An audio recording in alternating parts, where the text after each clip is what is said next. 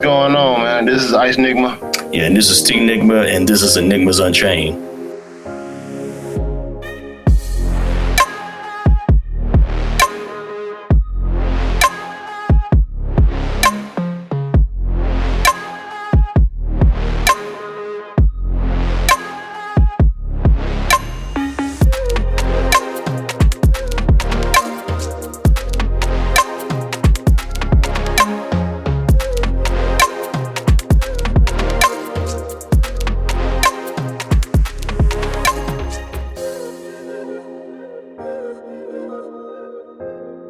You seen Spider-Man yet? I have not. You need to go to the theater. I heard them. I need to go watch that. You need to figure that out. Yeah, like CJ hate the movie. I need to do a review with him. Yeah, I need to do a review with him just so we can have some fun. But CJ didn't like the movie. I love the movie. Oh God. I love the movie. I was like, I love it. And he was like, you like it? I'm like, yeah. I like the guy that you always say hate everything loves this movie. You know what I'm saying? So he was taking it back. He's like, this movie is trash. You know, Oh God. It's trash. The story is trash. I was like, well, I give you that. The story was real lax, you know, until right until the middle. Then the middle hit. Okay. It was like getting served mid soup. It's like you got mid. This is the best way I'm gonna put it. You got miso soup and it wasn't as salty while you were waiting for your food. All right. So you sipping on it. You can I know you put extra water in this to extend it for the day. You know that's what they did. You know, we've been through that. You know, you go to Ruson's and you get some of miso soup. You're like, I know how this is supposed to taste. This ain't it. But it still tastes like miso soup. And I'm okay with that. I'm like, okay, you know what? I understand the situation. We'll be okay.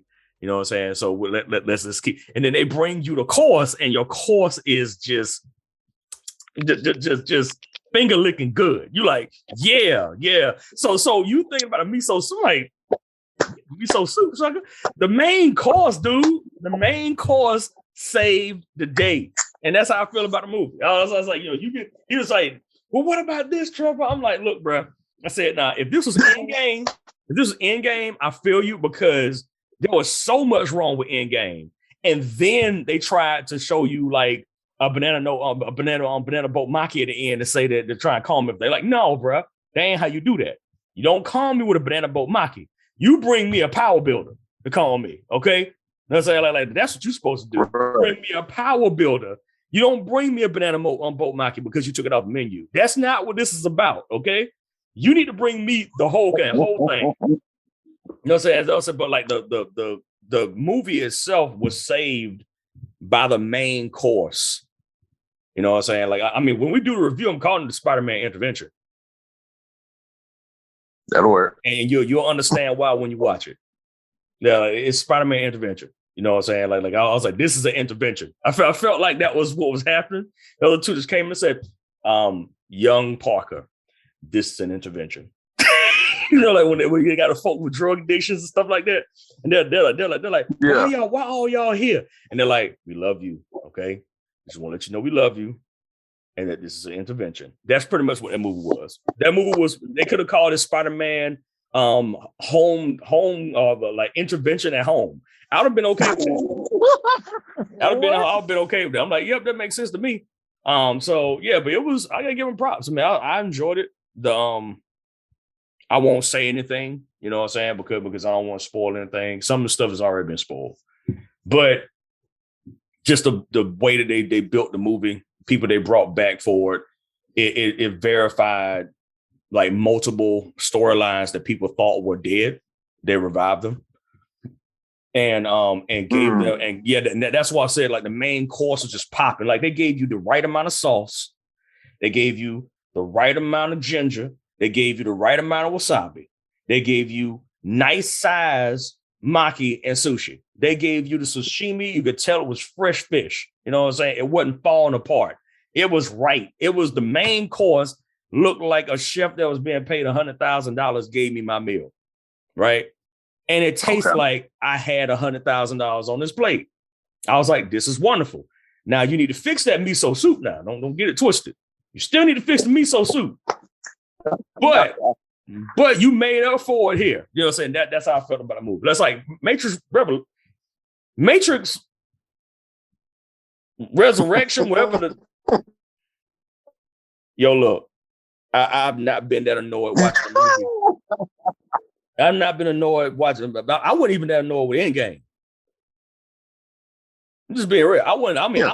I was like, these are a lot of plot holes, but at least there's still funny moments in the movie. That you're like, oh yeah, you know, they're saying like, you know, like poke eye, you know, saying they're seeing Tony with his daughter, you know, stuff. Like I said, you know, they ain't bad, you know what I'm saying, but still, you know, still kind of messed up that you had 5 years to make a fun for the families of Avengers, but we ain't gonna get into that. You know what I'm saying? So that there's too many problems with him and Pepper just retreating into a cabin and leaving the families of the Avengers off the broke. They knew that Sam Wilson had a family. Okay, that's why I got beef with Falcon and Winter Soldier. They knew he knew that dude had a family, and he still ain't hit good. He ain't they about to go in foreclosure. Too bad, you know. Tony Stark. Too bad. I got trees, man. We gotta go into the woods. You know, hey, he's paying for himself. He's like, I'm gonna go in my woods with my technology that made me billions of dollars. There's far less people on the planet, so I can make more money. Guess what's gonna happen? Guess what's gonna happen? Guess what's gonna happen? I ain't giving you shit. Like, oh, your family's in need. Your family's in need. That's a goddamn shit. You should have been a better provider. That's pretty much what he did. And I'm like, this dude was out saving the world. So and also show you how petty Tony was too, because think about it now. You had Wakanda was fine, you know what I'm saying? It's like Wakanda got more money than Tony can ever dream of. Yeah. So we ain't worried about that. But we're talking about Sam Wilson's family. Bucky ain't had no family, so we ain't got to worry about it. Okay? Then you got he was homeless. Yeah, like Wanda didn't have no family, so he was off the hook on that one too. Okay, so he was off the hook on that. Now, what he wasn't off the hook for was Vision. Now, you got government information to know that these suckers have stole Vision's body, and you just left it alone. He said, Vision, what makes it worse, Vision fought on his side in Civil War, and he still let he let the government take the body. This dude trash. You know what I'm saying? Trash. Oh my God! I'm like, this Tony Stark dude is trash. That dude was so petty. He was mad. He's still mad at Sam Wilson, man. It wasn't Sam Wilson's fault that Vision shot Rhodey. That wasn't his fault. He just ducked. Right. He did what any sensible black man would do in danger. He tucked and rolled. Okay. he tucked and rolled. You know what I'm saying? He was like, I'm gonna get out of the way. And Rhodey, you know what I'm saying, may have not had his instincts, you know, in full attack, you know.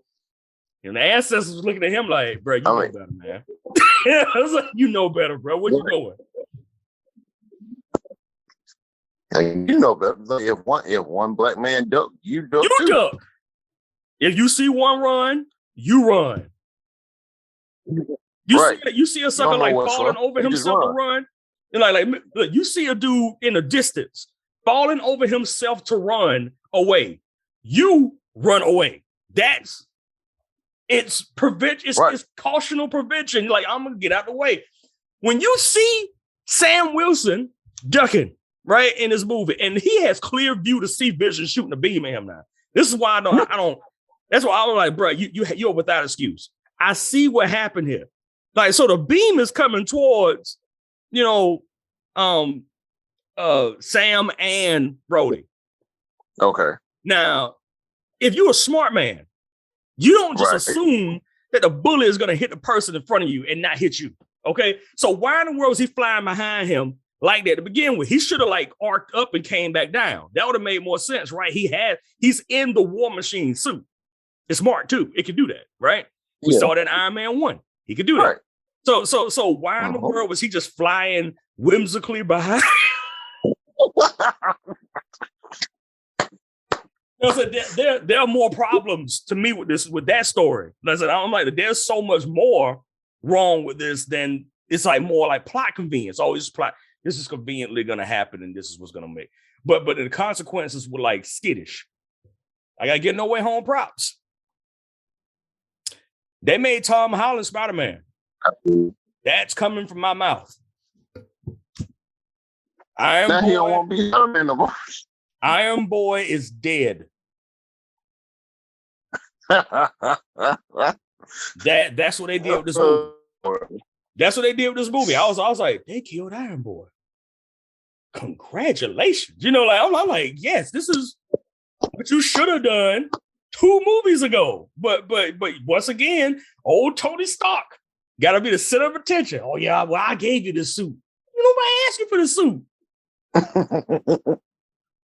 gonna brainwash the children. You know what I'm saying? Well, you know, if you don't have, if you're not this without the suit, then you can't be with the suit. Sucker, what you is without your suit? And if you point out Iron Man 3, it's not a good cause because at the end of the movie, he couldn't fight without his suits. He still needed his suits at the end of the movie. As a matter of fact, he needed like 40 of them. So don't come at me. He's like, Merry Christmas. Let's go to church. Sucker, shut up. You done told this boy that he need to be something without the suit. And every time you turn around, you got a glove that's made out of the suit.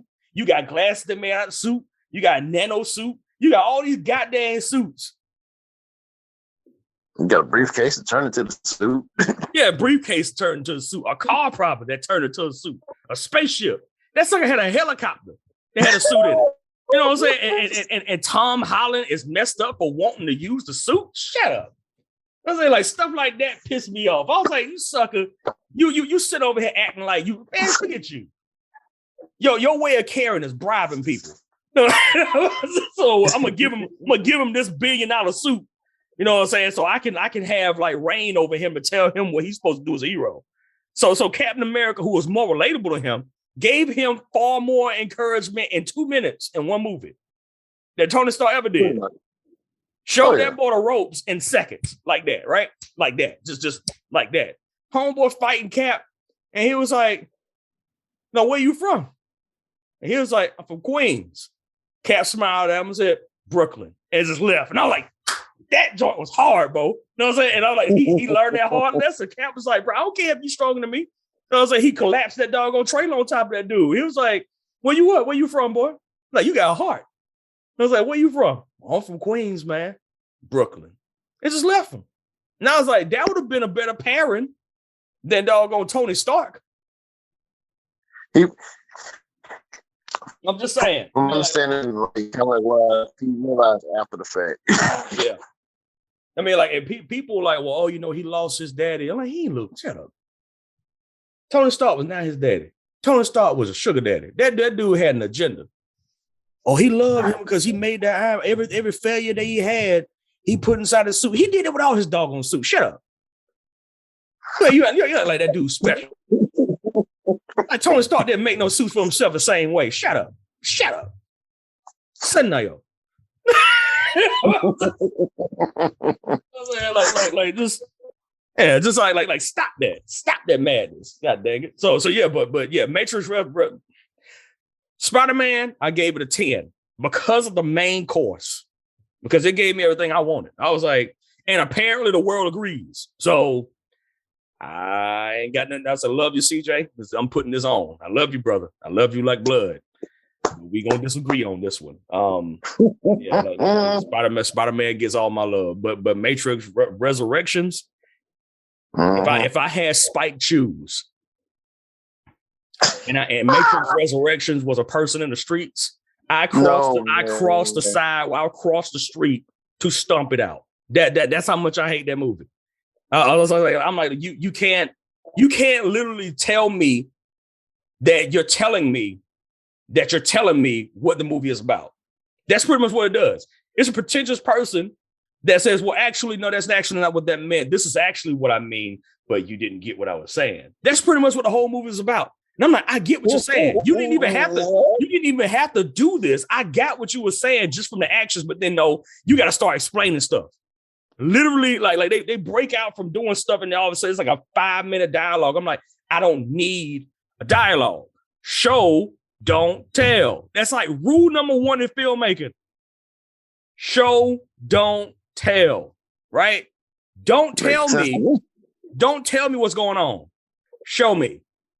There was a lot of telling and a little bit of showing. And I was like, that's egregious. Seeing that you're Matrix.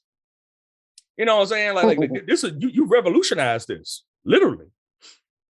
You know what I'm saying? Like, I wasn't expecting you to I wasn't expecting them to be I wasn't expecting them to like reinvent the wheel.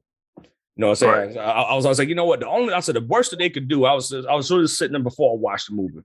I said, the worst that they could do is revive Neo and Trinity and put them into a Matrix, and we have a completely different one, like a different anomaly. I was like, that would probably be dope. You know, put them in there that they have more powers, but they're trying to find another anomaly. I thought that would have been dope. I said, that would actually been pretty cool. You know, they've been revived and put into a trick, but then they also can kind of sense in another anomaly or something like that. Like that's the anomaly of this particular Matrix. They ain't did none of that. They took the easy way out. Neo is still an anomaly. Spoiler alert. Because I'm fully invested in people not watching this movie.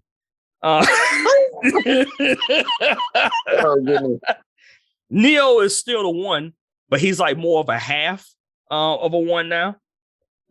and Trinity is the one in this one. Now that don't make sense to me because the way the architect explained it in Reloaded was that in every Matrix, the code is uploaded unknowingly into the system to balance the equation out. One person. He always said that there was an anomaly. He didn't say anomalies. Anomaly, right? And he said that Neo was the 6th iteration of the anomaly. And that they all have certain characteristics that seem the same. Like he said that in the movie that when the one or the one you call the one we call the anomaly, shows up, these are the two choices that they have: save Zion or save this other person, this random person that you love, whatever. The Oracle wanted love to be in here, so we put it in here. So hey, so every other time, all of the anomalies chose the people. Neo's the first one to choose love, right? And he was like, interesting. Like architect was like, that's actually pretty interesting that you choose love over your people. Which immediately made Neo seem selfish. I was like, dang, this dude just made Neo look selfish like that. Like it was like a snap of finger. Dang, you look selfish, bro. No, the architect was saying in plain terms, dang, Neo ain't no you was that selfish. It was like, you dang, no. This one says no, love was the right answer. And being in love, makes them both the one. Now there's some truth to that. Like two shall become one flesh. Oh, okay. Two shall become one flesh. I get that part. That one right there is all right with me. But the problem is, Trinity is old code.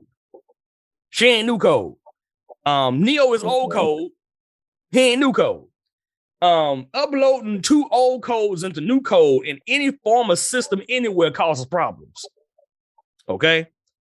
So wouldn't it make more sense for there to be a new anomaly? Like a person from this particular matrix that became an anomaly? Wouldn't that make a little bit more sense? No, like no, not to them. They over explain for like 30 minutes in the movie. That we're wrong, and that the way that the architect himself explained it was wrong. I'm like, okay, you lost me, because this dude is the actual builder of the program. He told you how it works. Now this new guy takes over. Doogie Howser takes over. The most unassuming villain I've ever seen in my whole life. I laughed the whole time he was on screen. Because I was like, this is your villain? This is the villain of the story. Doogie Howser. He's supposed to terrify you. He's supposed to put fear in your heart when you see him, right? Don't do Barney like that, man. Bruh, when I saw it, I was like, it's messed up. I've been around so many people that think like this and that like this type of movie. That off jump from the commercials, I already knew that Neil Patrick Harris was going to be the villain. I was like, he's the villain. So why you say that? He has on blue sunglasses. Okay, it's a play on what y'all people like to do. Say he's a villain.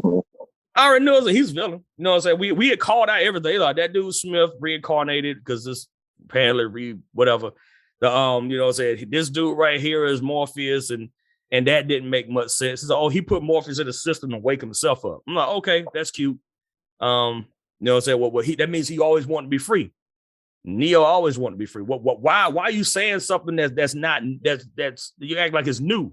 This dude was breaking the code in Matrix 1 without even knowing that he was in the Matrix. Why would you think that he wouldn't put this particular person in the game in the beginning? I mean, if you know he's reviving himself, that doesn't shock me. I'm like, this is rehashing 1. Following the White Rabbit. Named the girl Bunny. Follow Bunny. It was lazy. Goddamn lazy movie. I'm like, it's the laziest, one of the laziest movies I watched. I'm like, this is over-explained, under-delivered. The fight scenes were terrible. I mean, I was like, this is the Matrix. You can't be this bad when it comes to fight. I mean, literally, there's a fight scene I want to show you. I might actually show you before we get off. Just so you can see what I'm talking about. Because I was like, this is so bad. It's so bad. I was like, this is bad. I mean, like, it's supposed to be like one of the biggest fights. It's like right in the middle of the movie. And I'm like, This is so bad. It looked like it came out of Iron Fist. Like the Netflix show. It looked like it came out of Iron Fist. I was like, Iron Fist looks better than this. That's scary. Okay. Like when you know, Bowfinger, when Homeboy was like moving, that's how it looked. It looked like that. And I was like, this is bad. People flying everywhere. You know what I'm saying? I'm like, this dude was John Wick like 5 months ago, okay? And he was murdering people with pencils. And you put him in this movie, and now he just puts his hands out and blows people away? John Wick. Well, think about it. Because when let me see which one comes. So when John Wick 4 comes out, it's not gonna be the same. You know they're gonna take better care of him. I hope. I pray. Man, but, bro, I hope. I mean, it's like, bro. I mean, if you watch just you know what, you know what, forget all that. I'm gonna share this burden with you real quick because I'm like, look, this can't be life. I mean, I watch, like, you know, I got people that I love that love this movie. They're like, oh man, I enjoy the movie. I enjoy its commentary. It's great and information to go into people's psyche. I'm like, a book can do this better. Actually, a YouTube video has done this better. Right? There's 4 or 5 YouTube videos that have gone through the same nuances and issues of self-identity and stuff like that in 15 minutes and have done a better job than this goddamn movie. So I'm like, don't give me that. Don't give me, oh, well, it was a great thing for self-expression. Shut up. No, it's not. Stop lying. Stop lying to people. All right, now let's get in here. Let's get into this HBO Max situation. Let me show you this foolishness that happened. And then we'll just break. Like, literally, it's gonna be enigmas on everything because we got a lot to cover anyway. So yeah, that's right. But I'm like, look at this madness. Load, dang it. Stop at just think about it. Only one of the Wachowskis was involved. Yeah. Yeah. Supposedly they really didn't want to do anything else after Revelations in the first place. Yes, like that is facts. So pretty much they put that in the movie too, where they were poking fun at WB for asking them for another movie. That was it's the most on the nose, and it talks too much about being the Matrix. I was like, dang, y'all, in the first film. First off, nobody can replace Lawrence Fishburne. That's just Lawrence Fishburne got that presence with him, right? You know, it's just this, it's power, right? Oh yeah. You know what I'm saying? When he gets on the screen, you're like, your eyes immediately go straight to Morpheus with Matrix. That was Neo was a passerby, no offense to him. But at the time, it was like, yo, look, we got a Morpheus is on TV screen. We need to pay attention to Morpheus, right? Y'all Yeah, you know, like the guy that they got that replaced him, you know, Yeah is a phenomenal actor. Okay, I'm not gonna take that away from him. But they picked more at Morpheus in this movie, which I thought was very egregious. I was like, so now you're laughing at Morpheus? Because you can't copy the same power that he has on screen. Mm-hmm. You come up here with these fast suits on, and he gonna come out the corner talking about at last. You know, like y'all did. And I was like, you can't beat Lawrence Fishburne. I was like, you can't. When you do it, you sound like a fool. But when he does it, it sounds like a sucker put caviar right in front of you and gave you the best crackers you could ever have. It's smooth, like butter. At last, meat. Put the shades on, you know what I'm saying? Choose. And he puts his, that joint is like literally being immortalized in film. Him just holding his hands out, showing you two pills. It's like some of the best cinema that we got, not because it was just some random Negro doing it. It was Lawrence Fishburne.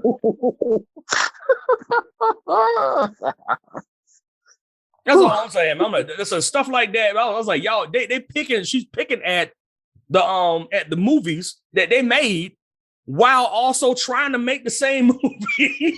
It's like you can't. Yeah.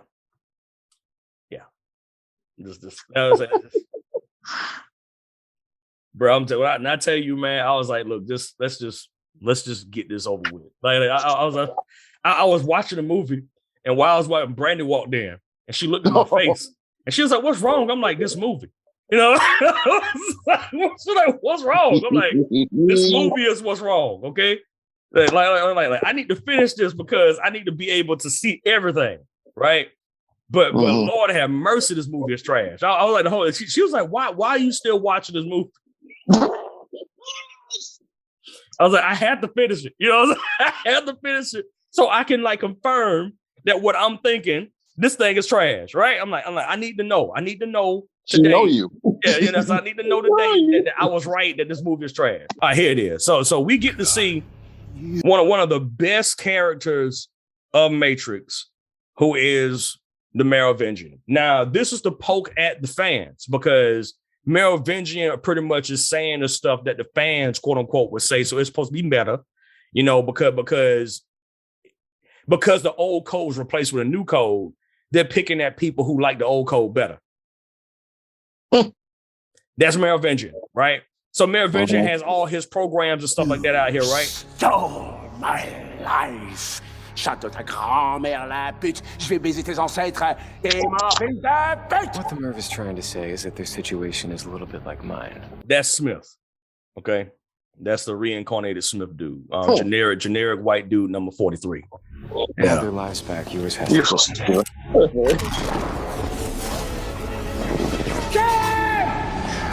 This is the fight scene, bro.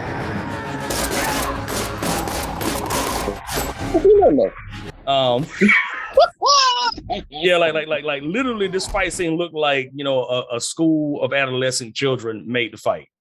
You know what I'm saying? And all the while, Merovingian, like I said, is supposed to be the person like me, apparently. You know, like that. That's like, yeah, I don't think you should touch the old code. I think we're good with the old code. And then coming up with something new puts the old. I mean, it's funny is what it kind of predicts the story of the movie. The Merovingian, when we last saw him, was dressed to a T. Your boy was fly. He was dapper. He had everything he wanted. That to me was personification of the story. The story was pristine. It was beautiful. It was everything it needed to be. And now he comes back and it's in shambles. Oh God. So I'm gonna do you. I might just text you a picture.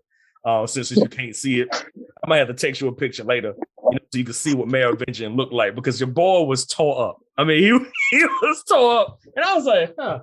And then like the whole time, you know, like pretty much Lana's like, well, we're gonna use Merovingian to poke fun at the people who have something to say about this movie in advance. That's pretty. The whole movie was kind of like a defense before the movie even came out because she knew it was gonna be trash. That's pretty much what this. That's what this was. It was like, well, I know the movie's gonna be trash, so let me pick at the people who are gonna say that this movie is trash. and then, make this movie and end it the way I feel like making it. That's pretty much what happened. So I kind of wish that she had not even taken. I was just like, nah, you know what? I don't feel like doing another one. It would have been better off. I mean, I understand, like the reasoning why, like there was a heartfelt reason the father passed away. They had a lot of death going on in the family, and thought to us like, hey, yo, maybe it might not be a bad idea to resurrect these people that I made for another story just to make another story. But I'm like, yes, you are the creator. Yes, you have the right to do that. Yes, you have the ability to do those things, but you also made lore. And when you make lore for a story, you don't just go back and switch it out. Like sequel trilogy Star Wars, with a lot of stuff that they did, where they just swapped out lore and then put in stuff that they said that they discontinued. And it was like, you said you weren't going to use that though. Oh, we changed our minds. It's like, but you said that stuff wasn't canon. Oh, it is now. I'm like, so pretty much you put stuff away so you could steal it from other people without paying them. That's pretty much what you did, right? Like half the plots of like 7, 8, and 9 were taken from fan art and fiction that was written for the EU in like 2006 to 2010 that they discounted right before they made Star Wars Force Awakens.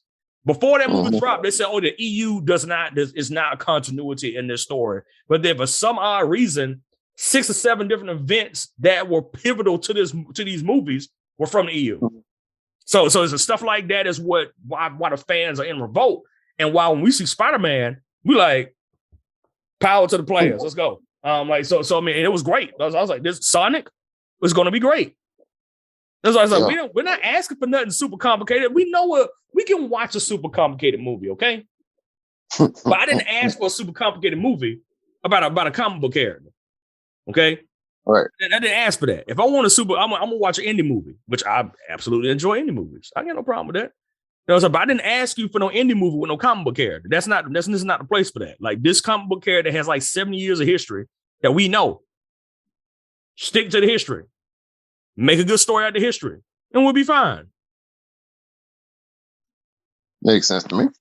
I'm saying, is that so hard to ask for? You know what I'm saying? So yeah, but this will be an abridged part that I'll throw out.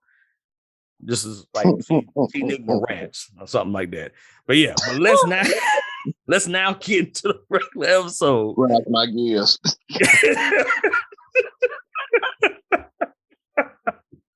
You know what grinds my gears? You know what grinds my gears? Matrix Resurrections. You know, worthy of spike boot action on site is Matrix Resurrections to me. I mean, that's an on-site fight right there. Like if Matrix Resurrection was a person, I could be holding my son's hand and be like, all right, baby, just hold him real quick. I'll be right back. I'll be right back. You know, it's like, put these bad boys on. Hey, you know, it's like, hey, Matrix Resurrection, how you doing?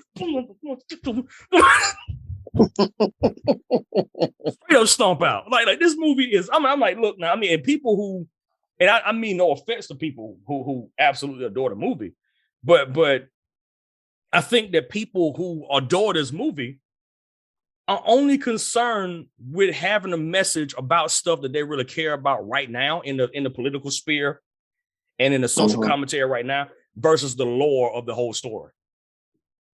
I'm like, you can have a message for right now. I don't mind that. Anime does it, every other anime. Literally. We already said this, we already made this point very plain with One Piece. One Piece, Oda does it so well that you don't even know that he's teaching you a lesson.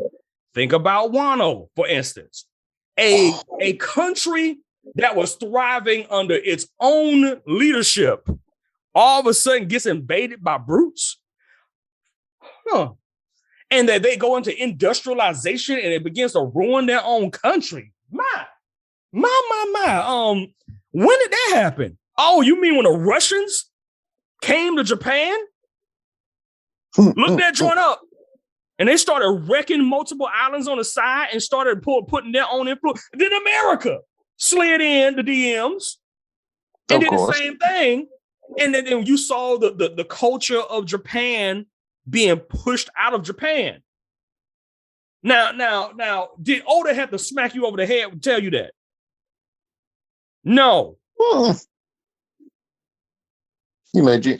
He entertained you. He entertained you at the same time. And all the quote unquote meta that everybody loves is a meta movie. Shut up. Meta. One Piece is meta. It has metadata under the data that you see. Every single episode, you sitting there laughing and having a jovial time. You see a bunch of people laughing. You're like, what the world wrong with them? And you realize that there were people who are victims of experimentation. Oh my goodness, who could have a commentary for that? Tuskegee incidents? Oh, when they were just testing out syphilis and multiple radiation and stuff like that on black people? Oh, and they were walking around with half heads and stuff like that, and people like, why in the world they look like that, laughing at them, not knowing what actually happened to them? You telling me that this man in Japan can sit down with pirates and give me better metadata than a multi-million-dollar movie? It speaks to the degradation of our culture, and that we're losing the ability to tell stories. He has to be on the nose in order to tell a story.